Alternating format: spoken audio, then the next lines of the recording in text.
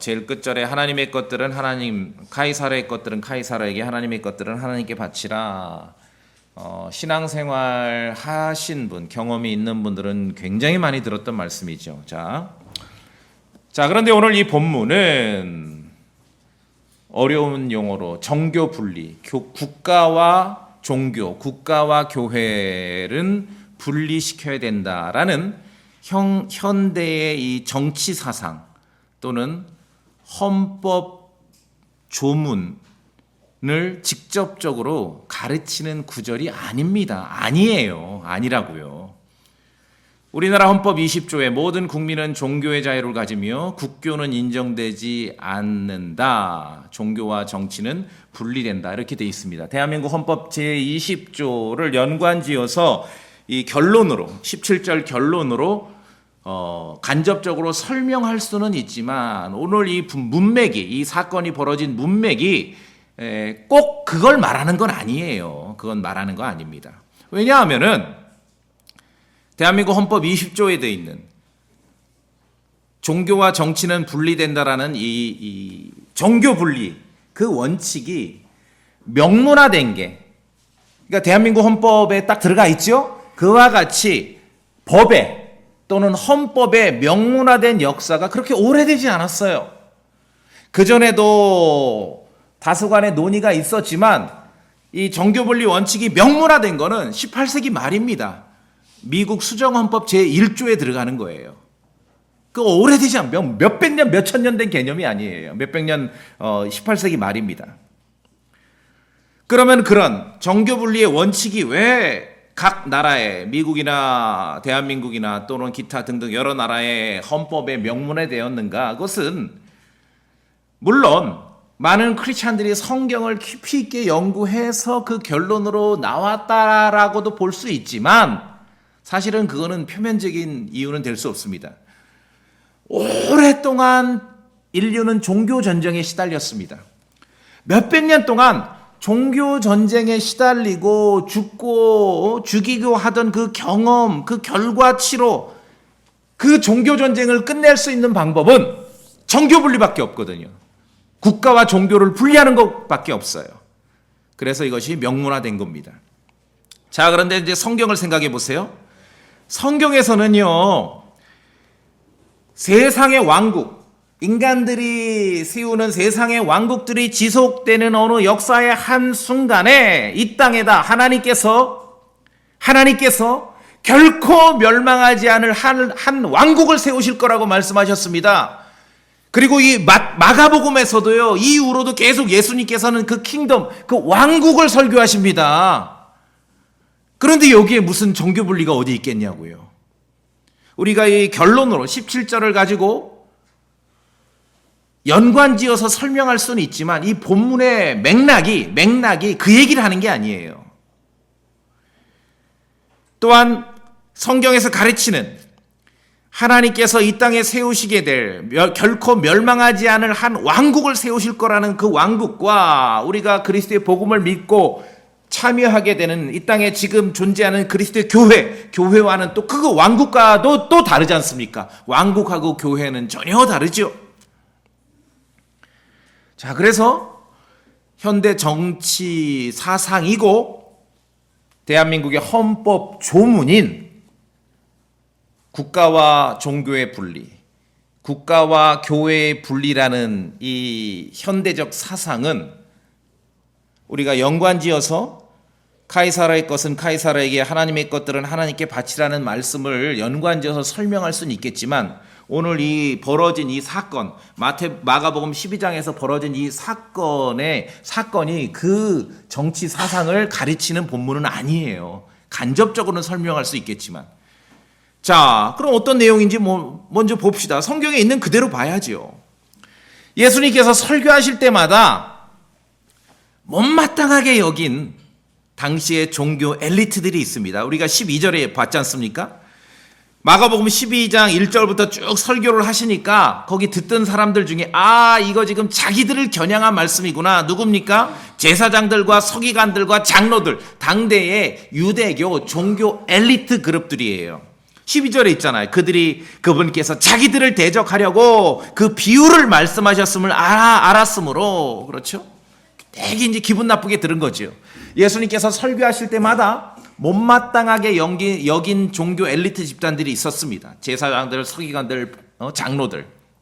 이들이 원래 높은 사람들은 직접 만나서요, 바리새인들과 헤롯 당원들을 보내서, 이제 앞제비들이죠. 이 사람들은 배후의 인물들은 제사장이고 서기관들이고 장로들이고, 앞제비들은 바리새인이고 헤롯 당원들이에요. 13절에 바리새인과 헤롯 당원을 보냈습니다. 예수님의 설교를 꼬투리를 잡아보려고 한 거예요. 잘 듣고 한번 써놓고 기록하고 뭔가 이제 꼬투리를 잡아서 고소를 하려고 했던 것이죠. 바리새인들은 잘 아듯이 종교 엘리트 집단이고요. 헤롯 당원들은 헤롯 집안을 중심으로 뭉친 정치 결사체예요. 얘네들은 뭐 신앙, 뭐 이런 율법 이런 거 관심도 없어. 헤롯 집안, 오로지 그때 이제 당시의 유대 왕족이 헤롯 집안이었지 않습니까? 헤롯 집안을 중심으로 헤롯 정치 결사체. 종교 원리주의자들, 바리새인들, 종교 원리주의자들과 세속적 정치 집단이 서로 만나서, 오늘 평소에 서로 그렇게 관심도 없는 집단들이거든요. 서로 뭐 전혀 이해관계가 얽히지 않는데, 오늘 이 두 집단 간의 이해관계가 맞아 떨어지는 순간이 있는 거예요. 종교 원리주의자들과 세속적 정치 집단의 이해관계가 맞아 떨어지는데, 어디서 그렇습니까? 예수 그리스도를 반대하는 일에 있어서 마음이 통한 거예요. 지금 이 두 집단이, 바리새인과 헤롯 당원들이. 유대인 지도자들과 당시의 세속 권력자들은 예수님을 반대하는 일에서는 서로 결탁을 했습니다. 종교 원리주의자들이건 세속적 정치 집단이건 상관없습니다. 예수님을 반대하는 일에는 의기투합한 거예요. 자, 쭉 앞에 보셔서 마가복음 3장 을 먼저 볼까요?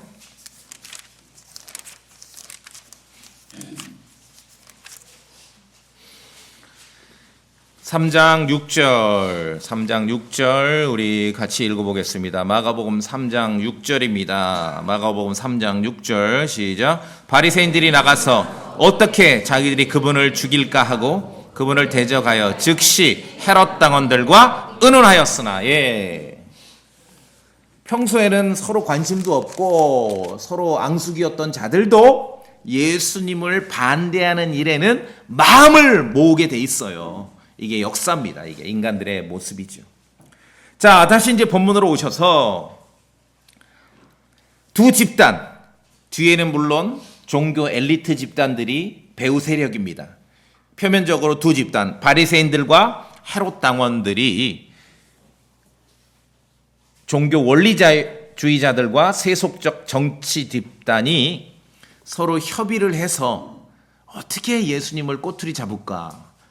그래서 빠져나갈 수 없는, 그 누구도 빠져나갈 수 없는 함정 질문을 만든 거예요. 함정 질문. 이 세금, 공세, 카이사르가 당대 고대, 이때 고대 로마지요? 로마의 이 왕, 통치자의 타이틀이 카이사르입니다. 자, 그런데 예수님께서는 그들의 의도를 간파하셨습니다. 간파하셨어요. 자, 다시 말씀드립니다. 이 사건에서 17절 예수님의 답변하신 내용 17절 결론으로만 본다면은 정교 분리라는 현대 정치 사상을 우리가 설명할 수 있습니다. 이것을 배경으로 해서. 그렇지만 제가 오늘 말씀드리는 그게 전부가 아닙니다. 예수님께서는 이 자들의 질문의 의도를 정확하게 파악하셨어요. 질문이 뭡니까? 앞에 뭐 구구절절 아부하는 얘기고, 면전에서 좋은 소리 하는 사람들, 좋은 소리 길게 하는 사람들 좋아하지 마세요. 그거 다 헛소리입니다. 그렇죠? 뭐 선생님이야 쭉 헛소리. 핵심은 뭡니까? 카이사르에게, 로마 황제에게 공세, 세금을 바치는 것이 율법에 맞나이까 맞지 않나이까, 우리가 바치리까 바치지 말리까. OX 치라 이거죠. OX 치라. 동그라미를 치면은 바리새인들이 들고 일어날 거고, X를 치면은 헤롯 당원들이 들고 일어날 거예요. 함정 질문을 만들었습니다. 자, 그런데 중요합니다. 이 시대는 문화적으로는 헬레니즘 문명권이죠. 그래서 공용어가 그리스어, 헬라어가 널리 쓰였고요. 정치적으로는 고대 로마 제국의 지배하에 살고 있습니다. 뭐 복잡한 거 따지지 말고, 자, 로마에 로마. 여가 영토는 로마예요. 국적은 로마예요. 그러면 세금 내야 돼요? 내지 말아야 돼요? 누구한테는? 당연히 내야 되겠죠? 로마 시민이니 로마에 사는 백성들이 카이사르에게 공세, 세금을 내는 건 너무 당연한 일이죠. 자, 그런데 우리 성도님들 질문을 잘 보셔야 돼요. 제가 이들이 한 함정 질문을 다시 읽을게요. 카이사르에게 공세를 바치는 것이 율법에 맞나이까 맞지 않나이까? 우리가 바치리이까 바치지 말리이까? 예수님께서 하신 지혜롭고 현명한 답변에만 집중하면은 그냥 뭐 정교 분리 그걸로 끝내는데, 예수님의 그런 지혜로운 답변 이전에 이 위선자들이 어떠한 질문을 했는지를 잘 들여다보셔야 됩니다. 자, 이들의 질문은 다시요. 카이사라에게 공세를 바치는 것이 율법에 맞나이까 맞지 않나이까? 이게 질문이지요? 제가 질문을 바꿔볼까요? 많은 사람들이 이들이 예수님께 와서 이렇게 질문했다고 착각해요. 카이사라에게 공세를 바치는 것이 맞나이까 맞지 않나이까? 이렇게 질문했다고 착각해요. 천만의 말씀. 카이사르에게 공세를 바치는 것이 어디에 맞나? 율법에 맞나이까 맞지 않나이까라고 질문한 거지요.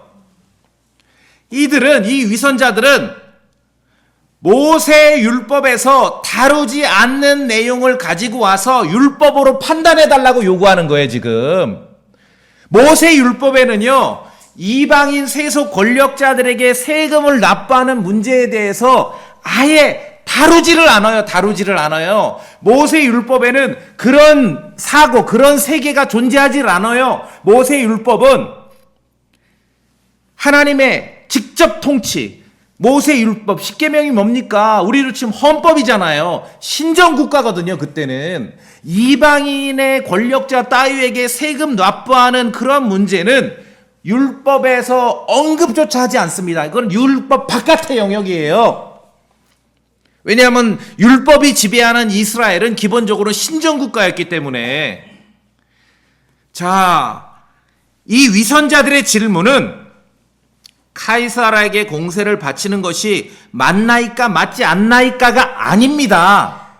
카이사라에게 공세를 바치는 것이 율법에 맞나이까 율법에 맞지 않나이까지요. 우리 성도님들 이해하시겠어요? 요 대목 이해해야 오늘 설교 다 이해하는데. 이해하셨죠? 이들의 질문, 바리새인과 헤롯 당원들이 예수님께 가져온 질문은요, 어려운 질문이 아니에요. 진퇴양난이다. 동그라미를 쳐도 문제고 X를 쳐도 문제인데 예수님께서 지혜롭게 제3의 답변을 하셨구나 정도로 설명할 수 있는 질문이 아니라 질문 자체가 무효입니다. 질문 자체가. 이방의 통치자에게 세금을 바치는 일 따위는 성경 율법에서 언급조차 하지 않습니다. 세계관이 다르기 때문에. 제가 이 질문, 카이사라에게 공세를 바치는 것이 율법에 맞나이까 맞지 않나이까, 모세 율법으로 로마 제국 황제에게 세금 납부 문제를 판결해 달라는 질문은 저에게 어떻게 읽히는지 아세요? 어떤 분이 와서 목사님, 이마트에 가서 쇼핑하는 것과 모래내 시장 가서 쇼핑하는 것 어느 게 더 성경적입니까? 이런 질문으로 들려요, 저에겐 지금. 성도님들 이해하시겠습니까? 이건 질문 자체가 무효예요, 질문 자체가. 모세 율법에는 이러한 세계관이 없어요. 신정국가였기 때문에. 이들의 질문은 까다롭고 어렵고 진퇴양난인 그런 질문이 아니라 질문 자체가 성립이 될 수 없습니다. 얼마나 많은 사람들이 예수님으로부터 지혜로운 답변을 듣기도 전에 얼마나 많은 사람들이 성립되지 않는 질문 자체가 무효인 그런 질문 속에 빠져서 헤어나질 못합니까? 누가 여러분에게 와서 이마트 가서 쇼핑하는 것과 모래내 시장 가 쇼핑하는 어느 게 더 성경적이야? 제가 볼 땐 그 정도 수준 질문인 거예요. 여기에 무슨 OX가 왜 필요합니까? 성경적 언어를 사용하면서 우리에게 다가와 세속적 선택이나 어떤 세상 정치적 선택을 강요하는 사람들이 있다면 주의하셔야 됩니다. 답변이 중요한 게 아니라 질문 자체가 무효일 때가 더 많은 것입니다. 오늘 이 스토리에 있어서, 이 사건에 있어서 제가 말씀드리는 것은 예수님의 답변이 지혜롭고 정말 명답이고 훌륭한 답변인데 그 답을 하시게 된 이유가 질문 자체가 무효라는 것이에요. 질문 자체가 무효임을 지금 지적하시는 거예요. 예수님의 답변은 이렇게 하라 저렇게 하라 그렇게 하는 것보다도 예수님의 답변은 갈등을 부추기는 말씀도 아니고 이들의 위선, 이들의 거짓, 이들의 위선, 본질을 꿰뚫고 의도를 간파하신 말씀입니다. 가이사르의 것들은 가이사르에게, 하나님의 것들은 하나님께 바치라. 우문현답이라기보다는 질문 자체를 무효로 만드는 말씀이에요. 니들이 왜 이거 구분 안 해? 구분하고 질문하라고요. 그렇죠? 구분하고. 율법의 모세 구약, 모세 율법 세계에는 이방인 지도자에게 세금 바치는 문제 따위는 거긴 존재하지 않아요. 존재하지 않아요. 왜 존재하지 않는 것을 판단하라는 거예요? 그 기준으로? 그러니까 저에게는 그렇게 들린다고요. 어느 게 성경적이에요? 이마트 쇼핑하는 게 성경적이에요? 모래내 시장 쇼핑하는 게 성경적? 그 정도 수준밖에 안 되는 질문이에요. 이 질문은. 그러니 예수님께서 카이사르 것들은 카이사르에게, 하나님의 것들은 하나님께 바치라. 그들이 놀란 거예요. 놀란 거. 깜짝 놀란 거죠. 카이사르에게 공세를 바치는 일, 세금을 납부하는 일을 모세의 율법을 가지고 판단하겠다는 시도 자체가 의미가 없습니다. 그게 위선입니다. 그러니까 함정 질문이라기보다는 질문 자체가 성립이 되지 않습니다. 그래서 제가 자주 말씀드리잖아요. 뭐 성경 좀 배우고 이렇게 내가 좀 지식이 많아지는 것 같다 그러면은 모든 걸 아는 것 같은데 많은 사람들이 이상한 데 빠지고 또 많은 이 나라 개신교인들이 막 토종 이단들에 빠지고 그런 주요 이유 중에 하나가 뭡니까? 뭘 아는 것 같으니까 자기가 모든 질문에 다 지혜롭게 답변을 하려고. 아니요, 모든 질문에 답변할 필요 없습니다. 질문 자체가 성립이 안 되고 질문 자체가 무효인 경우도 굉장히 많습니다. 제가 오늘 읽을 때는 이자들이 가져온 위선이죠, 위선. 이자들이 가져온 질문 자체가 무효입니다. 무효예요. 카이사르에게 공세를 바치는 것을 모세 율법으로 판단할 수 없습니다. 그 세계가 존재하지 않아요. 그런 세계가. 이들은 예수님의 답변도 제대로 듣지도 않았습니다. 그리고 나중에 거짓 소식, 거짓 뉴스를 만들어내요. 이자가 뭐 예수님을 향해서 카이사르에게 공세 내는 거를 금한다고. 거짓말이죠. 답변도 제대로 듣지도 않았어요. 자, 오늘 그래서 카이사르의 것들은 카이사르에게, 하나님의 것들은 하나님께 바치라는 말씀은 답변만 중요한 것이 아니라 바리새인 헤롯 당원이 가지고 온, 예수님 앞에 가지고 온 그 질문 자체가 성립이 되지 않은 무효 질문이라는 거, 예수님께서는 그 점을 지적하고 계시다는 것을 우리가 기억할 수 있습니다. 자, 그러면은 이제 디테일하게 보면은 로마 제국 황제 카이사르에게 그러면 공세, 세금을 내라는 말이에요? 내지 말라는 말이에요?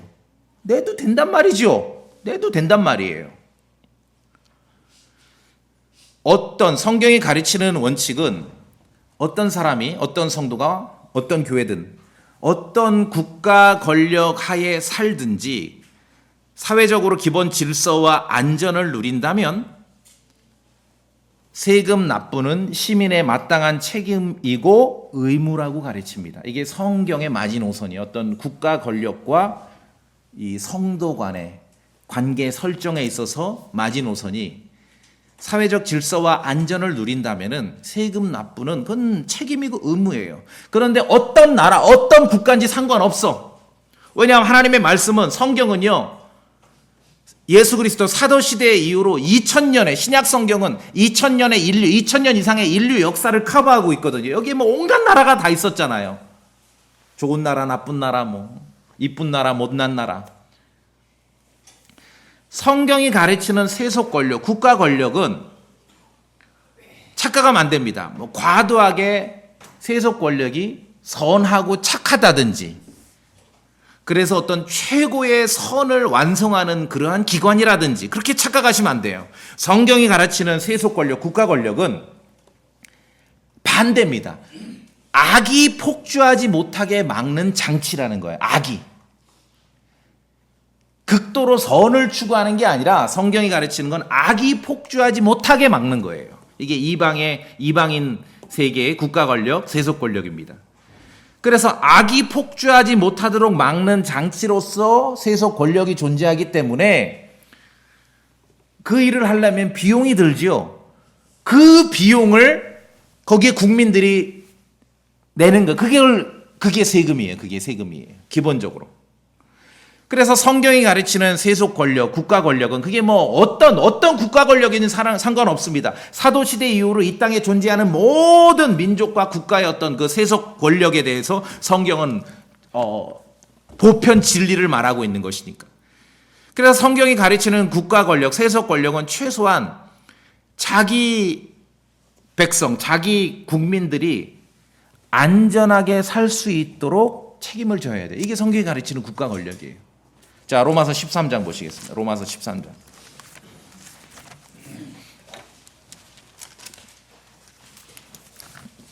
로마서 13장. 자, 3절 읽습니다. 3절.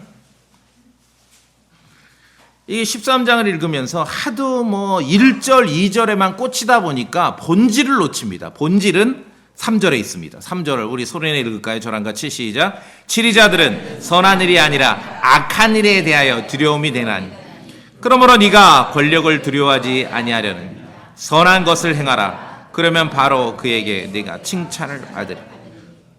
그렇죠? 그러니까 어떤 최고의 선을 추구하는 목적보다는 악이 폭주하지 못하게 막는 장치로서 세속 권력이 존재한다는 것이에요. 그 일을 하려면 비용이 들지요. 그 세금 내라는 거예요. 자, 그 아래 6절 보시면은 제가 봅니다. 이런 까닭으로 너희가 공세도 바치나니 그들은 하나님의 사역자로서 바로 이 일에 계속해서 힘쓰느니라. 자, 고대 로마 제국. 오늘 본문 마가복음 12장은 그 유명한 뭐 카이사르 것은 카이사르, 하나님의 것은 하나님께 이 사건의 배경은 고대 로마 제국입니다. 고대 로마 제국 통치하에 살았습니다. 유대인들도 고대 로마 제국 아래 살았습니다. 오늘 성경이 가르치는 원칙, 그리고 예수님께서 말씀하시는 것은 고대 로마 제국의 통치하에 살고 있는 유대인이라 할지라도 사회적인 기본 질서와 안전을 누리고 있다면은 공세, 세금 바쳐야 된다는 거죠. 바치라는 거예요. 그게 예수님 말씀이죠. 성경의 일관된 원칙이고요.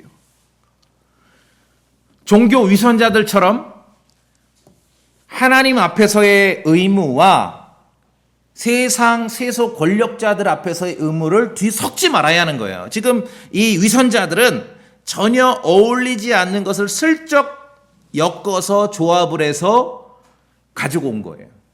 사람들은 그 질문에, 그러니까 이 바리새인과 헤롯 당안이 만들어 가져온 질문이 선한 질문일 거라는 그러한 착각이 있는 거지요. 그들이 그 질문을 가져온 것 자체가 나쁜 거거든요. 위선이거든요. 그런데 질문은 좋은 질문 가지고 왔겠어요? 질문 자체도 베베 꽈서 가져온 거예요. 질문 자체가 무효입니다. 모세 율법에는 말씀드렸듯이 이방인 권력자에게 세금 납부하는 따위의 그런 규정은 없습니다. 아니 존재하지 않는 걸 왜 그걸로 판단하라는 거예요. 의미가 없는 것이죠. 그래서 성경의 말을, 성경의 용어나 성경의 말을 사용해서 여러분에게 다가와서 종교적 위선으로 끌고 가려는 사람들이 있다면 주의하셔야 됩니다. 바리새인이나 헤롯 당원이 만든 질문이 선한 질문일 거라는 그 편견을 버리시라니까요. 그 질문 자체가 무의미해요. 무효라니까요. 예수님께 다가와서 많은 사람들이 질문을 하잖아요. 그럼 사람들은 질문은 괜찮고 답변을 훌륭하게 하면 될 것 같다. 아니요. 예수님께서 간파하신 건 그들의 의도입니다. 질문 자체가 전부 성립이 되지 않는 질문이 많아요. 우리가 그것을 알아야 됩니다. 그래서 성경이 가르치는 바는 국가 권력, 세속 권력을 지나치게 신성시하거나 지나치게 혐오하거나 그래 하지 말아야 돼요. 이 땅에 국가 권력, 세속 권력을 놓으셨는데 우리가 로마서 13장을 통해 보죠. 어떤 선을 추구하는 최고의 선을 추구하도록 국가 권력이 있는 게 아니라 악이 폭주하는 걸 막으라고 국가 권력이 있는 것이에요. 그래 기본적으로 좀 안전하게 살라고 백성들이. 그렇죠? 심지어 오늘 이 마가복음 12장 본문을 보면은 예수님께서는 심지어 고대 로마 제국의 화폐 시스템을 인정하셨어요. 뭐라고 말씀하십니까? 야, 데나리온 하나 가져와봐. 고대 로마의 그 동전이지 않습니까? 고대 로마 제국의 화폐 시스템을 인정하신 것이에요.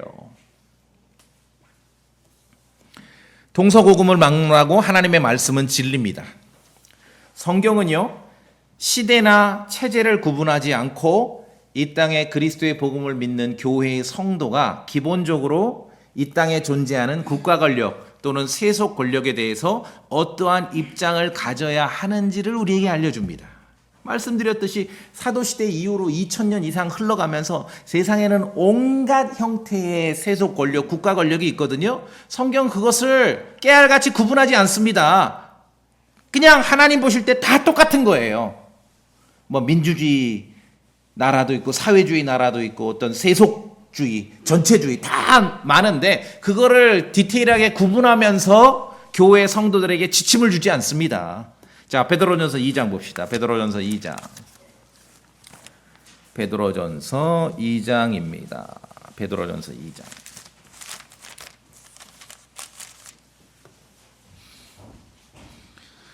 베드로전서 2장.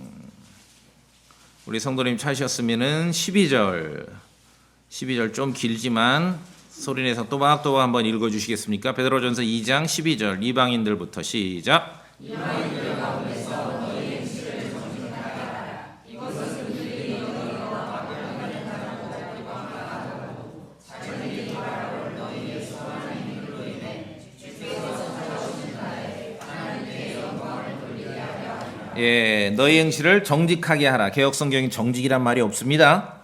예, 믿는 사람들이 바깥에, 교회 바깥에 있는 세상 사람을 향해서 우리가 보여야 될 덕목은 넘버원은 정직입니다. 정직해야 돼요. 형제님 좀 그리스도 안에서 누리는 풍성한 은혜로움을 보여야 돼. 그건 우리끼리 전문 용어고 전문 경험이고 바깥으로는 정직해야 됩니다. 자, 13절에 보시면은 주를 위해, 우리 스스로를 위해서가 아니라 주를 위해 사람의 모든 규례에 복종하되 왕에게는 최고 권력자에게 하고 총독들에게는 악을 행하는 자를 징벌하고 잘 행하는 자를 칭찬하기 위해 그가 보낸 자들에게 하듯 하라. 그렇죠? 로마서 13장에서 우리가 읽었죠? 그러니까 세속 권력, 국가 권력은 어떤 지고지순한 최고의 선을 추구하고 성취하려고 있는 게 아니라 성경에서 가르치는 것은 악이 폭주하는 걸 막으려고 있는 거예요.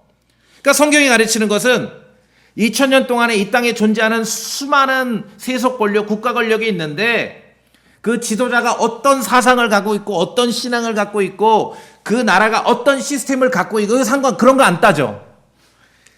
거기에 소속된 백성들이 기본 질서를 누리고 기본적으로 안전하게 살 수 있는 그 국가, 세속 권력으로서 역할을 하느냐 안 하느냐, 그걸 지금 성경은 말하고 있는 것입니다. 어느 시대 어느 나라에 살건 베드로전서 2장 14절에 있는 대로 악을 행하는 자에게 징벌하고 잘하는 사람에게는 칭찬하는, 그 일을 하라고 세속 권력이 있고 국가 권력이 있는 거예요. 그래야 안전하게 살잖아요. 와서 막 길 가는데 아무나 와서 막 주먹으로 얼굴 치고 가고 그런 나라면 못 살지 않습니까? 그럼 그런 사람은 잡아다가 감옥에 가두죠. 그게 국가의 기능이라는 거죠. 또 다른 나라가 막 쳐들어와 가지고 우리가 농사진 거 다 뺏어가. 맨날 그래. 농사철, 추수철마다. 그럼 못 살잖아요. 그러니까 국가가 군대도 있고 전투기도 있어서 못 쳐들어오게 만들고. 그게 국가가 해야 될 일, 기본적으로 세속 권력이 해야 될 일이죠.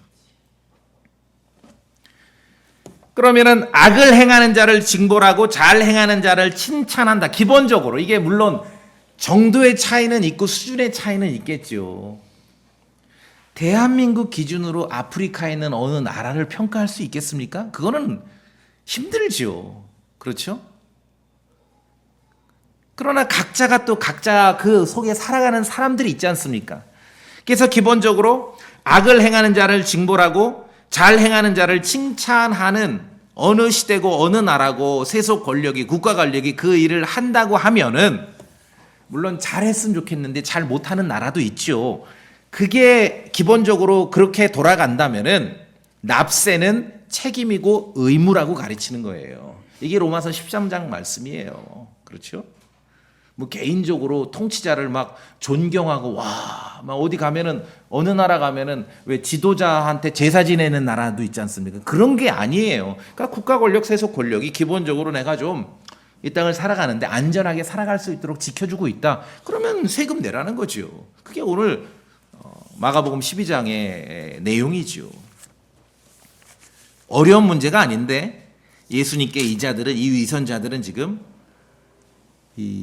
성립될 수 없는 질문을 가지고 왔기 때문에 예수님께서 단호하게 지적하고 말씀하고 계신 것입니다. 자, 좀 더 이제 얘기를 해보면은 대한민국 헌법에 명시되어 있고 우리가 신앙적 전통으로 성경을 믿는 바프티스트, 침례교도들이 신앙적 전통으로 인정하는 국가와 종교의 분리는 직접적인 성경 교리라기보다는 막 성경을 연구해가지고 쭉쭉쭉 만들어낸 성경 교리라기보다는 오랜 역사적 경험에서 나온 결과물입니다. 왜 그러냐 하면은 다르지요. 구약 보세요.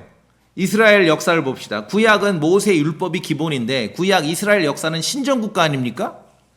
말하자면 이스라엘은요 10계명이 헌법이에요. 그거 흉내내려는 사람 많아 어디 막. 그거 아니에요. 구약은 기본적으로 신정국가가 기본이고요. 신약은요 세속 권력, 국가 권력에 대해서 두세 번 언급하지만 그렇게 비중을 두지 않습니다. 신약 성경에서는 이미 존재하고 있는 세속 권력, 국가 권력 위에 예수 그리스도의 교회가 있는데 어떠한 입장을 취할지를 오늘 우리가 뭐 로마서 13장이나 베드로전서 2장에서 보았듯이 그 원칙을 알려주고 있을 뿐이에요. 신약 성경은 국가 권력은 존재하긴 하지만 더 중요한 것은 그리스도의 교회죠, 교회. 교회에 집중되어 있는 것이에요, 교회에. 그러니까 어느 국가, 어느 세속 권력, 어떤 지도자가 어떤 성격이고 어떤 종교고 이거 따지지 않아요, 신약 성경은. 유럽 역사에서 근데 제가 왜 이것이 국가와 교회의 분리를 직접적인 성경 교리라기보다는 역사적 경험의 산물이라고 말씀드리냐면은 유럽 역사에서 기독교계, 범기독교계는 끊임없이 무엇을 지향했는가? 구약이 가르치는 형태의 국가를 지향했습니다. 그러니까 거의 신정국가 형식으로 가고자 했던 것이죠. 신정국가가 뭡니까? 세속 권력을 교회가 지배하는 거예요. 세속 권력을. 잘 이해가 안 되시면 좀 뉴스 좀 보세요. 요새 해외 토픽. 이란이란 나라가 있죠. 이란이란 나라도 대통령이 있어요. 근데 대통령보다 더 높은 사람이 한 명 있어요. 우리로 치면 목사님이에요. 근데 이것이 이란만 그런 게 아니라 교회사 유럽 역사를 보면 수백 년 동안 그들이 추구했던 게 구약에서 가르치는 형태의 국가를 지향한 거예요.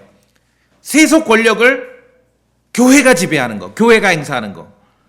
그 결과가 뭡니까? 핍박과 전쟁이 그치지 않은 것입니다. 신앙의 이름으로 세속 권력을 완전히 장악해서 신앙의 이름으로, 하나님의 이름으로 국가 권력을 완전히 뒤흔드는 그 최대치가 뭡니까? 로마 카톨릭 교회지요. 로마 카톨릭 교회예요.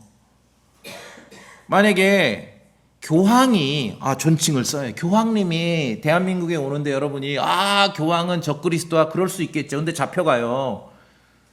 내가 내 믿음을 표현했는데 왜 잡혀가느냐? 옛날에 그런 예가 있어요. 왜 잡혀가냐면 외국 국가 원수 모독죄로 잡혀가요. 그래서 우리가 성경을 잘 분별력 있게 알아야 됩니다. 성경이 가르치는 내용을 구약은 신정국가지 않습니까? 이스라엘 역사. 신약은 그냥 예수님 당대 사도시대 보니까 그냥 고대 로마 제국은 그냥 존재해. 거기에 큰 힘을 쓰지 않아요. 그냥 존재해. 로마 시민인 것을 부정하라, 긍정하라, 이민 가라 그런 거 따지지 않아요. 그냥 네가 안전하게 살면 세금 내면서 살아. 그 대신 중요한 것은 메인은 뭡니까? 그리스도의 교회의 모든 초점이 맞춰 있는 거지요. 그래서 우리가 하나님의 말씀을 읽고 묵상할 때 우리가 그리스도의 복음을 믿고 소속되는 영적인 교회, 그리스도의 교회 시대가 어떠한 특징이 있는지를 성경에서 분간을 해야 돼요. 그러지 않으면 엉뚱한 짓들을 하는 것이에요. 자, 그래서 역사적으로 보면은 교회와 국가의 분리, 사실 종교와 이제 헌법에는 종교라고 하는데 구체적으로 말하면 교회입니다. 교회와 국가, 교회와 세속 권력의 분리라는 이 개념은 종교개혁 이후에 구체적으로 발전한 개념이에요. 종교개혁이라는 게 사실은 천년을 지배했던 하나님의 이름으로 세속 권력을 장악을 해서 사람들을 마음대로 이렇게 지배하던 그 어두운 시절을 반발하고 항거해서 나온 게 종교개혁이죠. 근데 그 틀에서 크게 벗어나질 못했어요. 계속 사람들은 이 교회가 세속 권력을 지배하려고 한 것이에요. 그래서 종교개혁에 의해 계속 발전한 개념이에요. 어떻게 발전했는가 말씀드렸듯이 전쟁, 핍박과 전쟁. 세속 권력이 순수하게 교회를 핍박하면 굉장히 신앙이 어렵게 되는데 그거보다 더 무서운 거는 교회가 세속 권력을 지배하는 거예요. 그래서 17세기 독일에서는요, 종교개혁 이후에 이 종교 전쟁입니다. 세계사에도 나오는 종교 전쟁인데 30년을 싸웠어요. 30년. 독일에서 초토화가 됐습니다. 독일 사람의 3분의 1이 사라져 버렸어요. 전쟁으로. 그 교훈이 뭡니까? 30년을 싸운 교훈이 뭐냐면은 참된 신앙을 판정하는데 내 믿음이 순수하냐, 내 교리가 정확하냐를 판정하는데 세속 권력의 힘으로 그것을 결정하려면 안 되는구나. 참된 신앙을 판가름하는 것을 세속 권력, 국가 권력의 힘을 빌려서 결정하려고 할 때 그때 종교는, 믿음은 폭력이 되고 국가는 파멸된다는 거예요. 그게 30년 전쟁의 결론입니다. 이렇게 하면 안 되겠구나. 그때부터 이제 교회와 국가의 분리 개념이 명문화되기 시작하는 것이죠. 그리스도의 교회는 세속 권력으로부터 물론 핍박받기도 했습니다. 그리스도의 교회는 핍박만 받은 게 아니라 세속 권력을 통제하기도 했습니다. 그런데 교회가 세속 권력으로부터 핍박받을 때는요, 고통스럽기는 하지만 순수하게 살아남습니다. 그런데 그리스도의 교회가 세속 권력을 장악하고 세속 권력을 통치했을 때는 예외가 없이 타락하고 소멸돼 버립니다. 역사적으로 가장 괴물 같은 권력 집단이 뭔지 아세요? 사람들은 북한 빨갱이 공산당 아닙니까? 뭐 그것도 그렇겠지만 아니에요. 역사적으로 가장 괴물 같은 권력, 세속 권력은 신의 이름으로, 하나님의 이름으로 세상을 통치하는 거예요. 모든 것을 정당화시켜요. 세속 권력을 통치하는 것입니다. 교회가 세속 권력을 장악하면은요, 비판이나 책임을 지지 않습니다. 비판을 용납하지 않아요. 괴물이 되는 것이. 그 최대치가 로마 가톨릭 교회 아닙니까? 교회가 국가 권력을 장악하면은 원래 세속 권력, 국가 권력은 로마서 13장이나 베드로전서 2장에서 악행에 대해서 처벌하라고 있는 거 아니에요? 근데 교회가 세속 권력을 장악하면은 악행을 처벌하는 게 아니라 믿음을 처벌해요. 믿음을. 킹제임스 성경 믿는다고 감옥 가는 거야. 이게 교회가 종교의 이름으로 세속 권력을 장악할 때 벌어지는 일이에요. 가장 괴물 같은 권력이 등장을 하는 것이에요. 그리고 자기들이 저지르는 모든 악행은 믿음이란 이름으로 다 덮어버리는 거예요.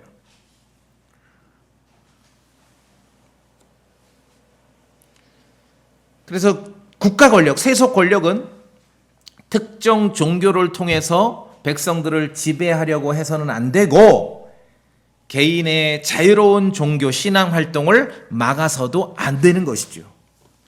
바로 이 가치, 이 사상이 대한민국 헌법 20조에 규정되어 있습니다. 또 우리가 신앙적으로도 지지하는 국가와 교회, 국가 종교의 분리입니다. 세속 권력은 교회의 일에 관여해서는 안 되죠. 반대로 교회도 세속 권력, 국가의 일에 관여해서도 안 돼요. 너는 하면 안 되는데 나는 할게. 이거 아니에요. 오히려 역사를 보면은요, 세속 권력이 교회에 관여했을 때 그걸 핍박이라 하지 않습니까? 그때보다도 더 신앙적으로 위태로웠던 것은 교회가 세속 권력에 관여했을 때예요. 그때는 반드시 부패하고 소멸돼 갔습니다. 남의 편이 하는 것은 잘못이지만 내 편이 하는 것은 옳다라고 판정하는 것은 공정하고 정의롭지 못해요. 제가 이제 특정하진 않겠지만 이럴 땐 미안해요. 아프리카 사람들 미안하지만 제일 멀리 있는 나라니까 거기 얘기할 수밖에 없어. 아프리카에 예를 들어 A라는 나라가 있어. 복음을 전하다가 그 목사가 한 명 있는데 그 A라는 나라로부터 핍박을 받아요. 잘못이라고 막 거기서 외치는 거예요. 그 A라는 나라의 그 목사님이 왜 이 나라는, 우리 나라는 나의 자유로운 신앙을 관여하느냐. 핍박을 받으니까 감옥에 갇혔어. 그래서 거기에서 이 A라는 나라에 사는 그 목사가 포기하지 않고 대한민국 전주에 있는 소망침례교에 연락을 해서 좀 대통령에게 말을 해서 A라는 나라한테 좀 압력을 넣어달라고 요청을 하는 거예요. 이 목사 좀 풀어주라고. 무슨 스토리인지 아시겠죠? 나를 핍박하는 국가 권력은 악하고 나를 위하는 국가 권력은 선하고, 이런 아주 공정하지 못하고 정의롭지 못한 사고방식이 지금 현대에 너무너무 퍼져 있습니다. 우리 성도님이 이해하시겠습니까? 이거 굉장히 중요합니다. 굉장히 중요해요. 자, 우리가 이제 현실, 곧 또 닥칠 현실. 언제부터인지 모르지만 대한민국 선거철이면은 기독교 공화국을 세워보려는 그런 운동들, 이 지역에도 있어요. 그런 운동들이 일어나요. 가끔 보셨죠? 현수막도 보시고. 정말 어리석은 자들입니다. 정말 바보 같은 자들이에요. 물론 나름대로 근거를 가지고 하지요. 뭐 사도행전 5장에 사도들이 우리가 사람들에게 순종하기보다 오히려 하나님께 순종하는 것이 낫다라고 그렇게 말했다는데, 그 말씀이 이 땅에다가 기독교 공화국을 세우라는 말씀이 아니에요. 모든 불법을 하나님의 이름으로 정당화시키라는 말씀이 아니죠. 예를 들어 다시 갑시다. 아까 그 아프리카에 있는 A라는 나라가 우리 기준으로는 동의는 안 돼요. 물론 이제 나라에서 법을 발표했습니다. 아, 우리나라는 신앙의 자유가 있어. 자유롭게 복음 전하고 자유롭게 교회 모여도 돼. 설교해도 돼. 근데 유튜브에다가는 올리지 말어. 설교를. 그냥 그 나라 법을 그렇게 정했어. 그럼 우리가 지금 A나라 백성이 어떻게 해요? 어떻게 할까요?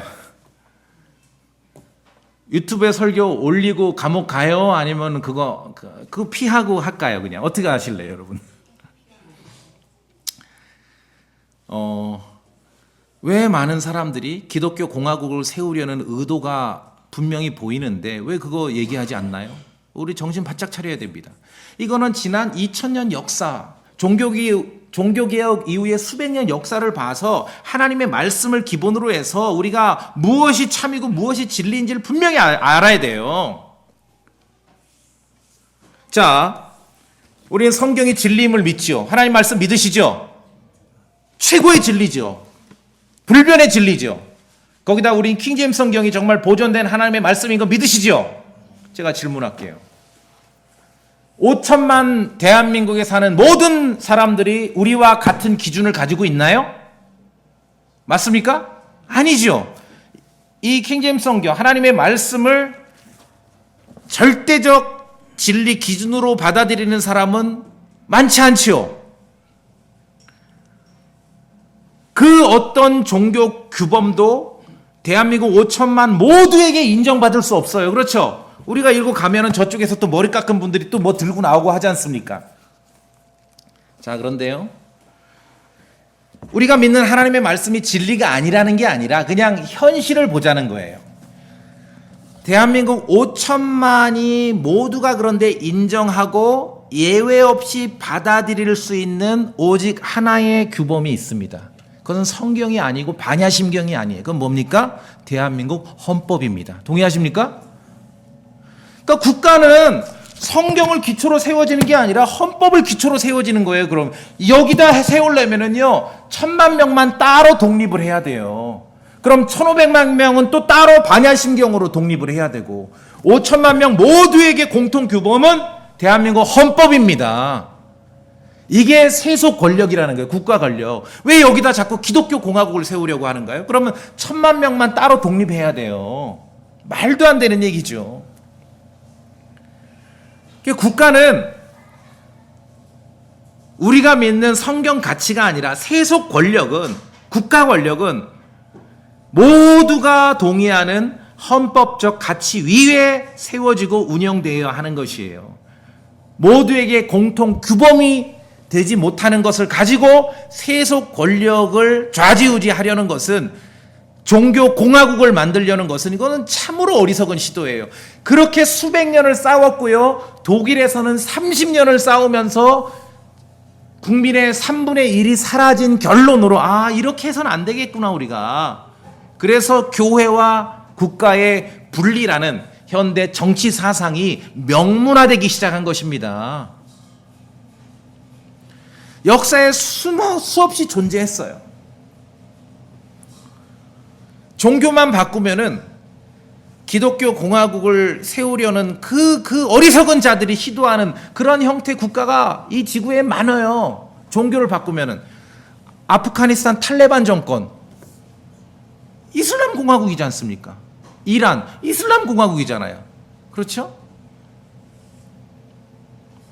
기독교 공화국을 지향하는 어리석은 자들은 역사의 교훈을 무시하고 다시 수백 년 전의 종교 전쟁의 시대로 되돌리려는 거예요.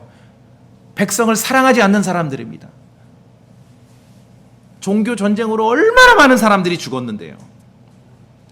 그래서 미국이 세워질 때 미국 수정헌법 제1조가 종교의 자유거든요. 왜냐하면 미국에 쫓겨와서 미국을 세운 사람들이 카톨릭의 핍박이 아니라 잉글랜드 국가교회의 핍박을 받아왔거든요. 어떤 신앙, 구원의 복음도 중요하지만 어떤 성경 해석과 교파의 우월을 나누는 것도 국가 권력의 힘을 빌리면 큰일 나는구나. 그럼 사람을 죽이게 되는 것이. 세속 권력이, 국가 권력이 우리의 신앙을 결정하게 해서는 안 되는 것입니다.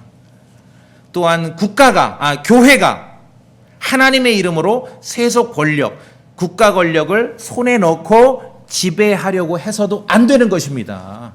이거는 역사에서 그냥 증거로 나온 거예요, 증거로. 우리는 3년 싸웠잖아요, 과거에 공산당하고. 독일은 종교 문제로 30년을 싸웠다니까요. 30년. 자, 역사에서 종교 전쟁의 실체는 뭡니까?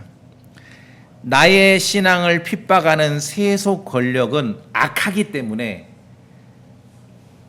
나의 신앙을 지지하는 또 다른 세속 권력을 끌어들이는 것, 이게 종교 전쟁의 실체입니다. 지금 뭐 저쪽 중동 이슬람권에서 전부 그러고 싸우고 있는 거예요. 이것은 과거의 역사 속 유물이 아니라 지금도 곳곳에서 벌어지고 있습니다. 세속 권력, 국가를 향해서 교회 일에 관여하지 말라고 외치는 쪽에서는 자기들을 위해서는 의회를 동원하고 외교를 동원하고 어떤 정치적 결의안을 동원하는 일에 적극적으로 호소를 하고 있는 것이죠. 나를 핍박하는 세속 권력은 마귀적이지만 나를 위하는 세속 권력은 천사적입니까? 그런 게 어디 있어요? 성경에서 말하는 세속 권력, 국가 권력에 대한 그런 규정을 우리가 받아들여야 되는 것입니다. 말씀드렸듯이 미국이란 나라는 정교 분리의 원칙 위에 세워졌어요. 3대 대통령이었던 토마스 제퍼슨은 교회와 국가 사이에 벽을 세운다라고 말했어요. 그게 헌법이죠. 교회와 국가 사이에 벽을 세운다. 대한민국 제헌의회 1948년에 제헌의회의 4분의 1이 크리스찬이었대요. 저는 그분들 훌륭하다고 봐요. 그러나 그럼에도 불구하고 그들은 기독교 공화국을 세운 게 아닙니다. 국가와 종교는 분리된다. 정교 분리의 원칙은 역사적으로 너무너무 많은 전쟁의 결과로 온 것입니다. 신앙 문제를 세속 권력에 맡기면 안 되는구나. 오늘 그 유명한 카이사르 것은 카이사르, 하나님의 것은 하나님께 바치라는 말씀이 본문은 이러이러하고 또 이 17절 결론에서 가르치는 정교 분리의 원칙 역사라는 것이 역사적으로 이러하다는 것을 우리가 이해해야 됩니다. 우리의 생활 방식은 하늘에 있습니다. 우리는 이 땅을 나그네요 순례자로 살아가고 있습니다. 세속 권력, 국가 권력에 대해서 성경에서 가르치는 만큼만 알면 되는 거예요. 막 복잡하게 너무 자세하게 그렇게 언급하지 않아요. 그냥 존재해요. 존재하는 그 세속 권력 안에서 성도들이 어떻게 해야 될지를 알려주고 있을 뿐입니다. 아울러 성경에서 기록하고 있는 왕국과 국가와 이스라엘과 이방인과 그리스도의 교회는 반드시 개념 분리를 해야 됩니다. 그러지 않으면은 카이사르와 하나님을 구분할 줄 못하면 이들의 질문 자체가 성립되지 않는 무효 질문임을 간파하기 어렵다는 것이죠. 때때론 지혜로운 답변 이전에 질문 자체가 성립되지 않는 엉터리 무효 질문도 있음을 우리가 정신 바짝 차리고 기억하셔야 됩니다. 오늘 본문이 바로 그러한 것이에요. 우리는 두 가지 신분으로 살아갑니다. 대한민국의 국민으로 살아가고 동시에 하나님 왕국의 신민으로도 살아가는 것이에요. 이게 성경이 가르치는 만큼 세속 권력, 국가 권력에 대해서 성경이 어떻게 가르치는가, 가르치는 만큼 받아들이고 인정하고 또 성경이 가르치는 만큼 우리가 하나님의 왕국의 신민으로, 성경의 신약 성경은 지금 그냥 국가는 존재하는 거고 그렇다 치고 그리스도의 교회가 관심사거든요. 어떻게 영혼 구원을 하고 어떻게 복음을 전하고 정말 어떻게 교회를 세우고 성도님들 그 성경의 가르침에 동의하시죠? 예. 하나님의 말씀을 정말 심혈을 기울여서 읽으시고 당연히 이것은 너무 쉽기 때문에 내가 다 알고 있다 그런 생각 마시고 한 글자 한 글자 한 단어 한 단어 마음으로 읽으시고 정말 그러한가 늘 따져보시고 하나님의 진리의 말씀이 여러분 마음속에 가득 채워지길 바라겠습니다. 다 같이 기도하시겠습니다.